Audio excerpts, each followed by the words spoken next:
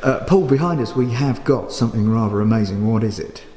It is George Harrison's Mercedes 500 SCL AMG.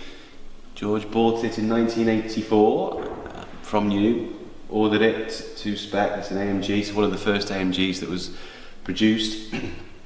All black badge, black everything basically. It's George's, I think it was George's favourite colour, and it's a beauty. He had it for 16 years. He owned it for. You said that this car had featured in a video. Do you know any more about the video that it featured in?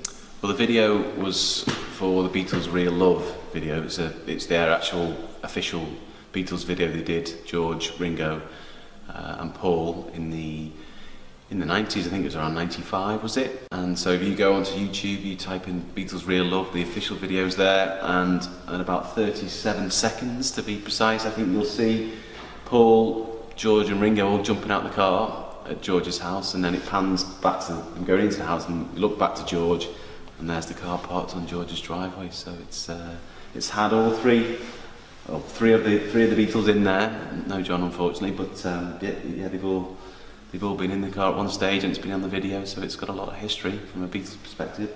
And there's other videos as well. There's some videos of George when he was going into studios. So again, you can see all those online. It's featured quite a bit with George online. So, in terms of, this is a fairly easy thing for Providence, obviously, to sell. Yes. So what does it actually come with? What kind of Providence does it have? So we have from the DVLA the official, well, in fact the logbook there has George's name and address in the logbook of the car to start with, and then from the DVLA we have confirmation from them in letter format that George was the first owner.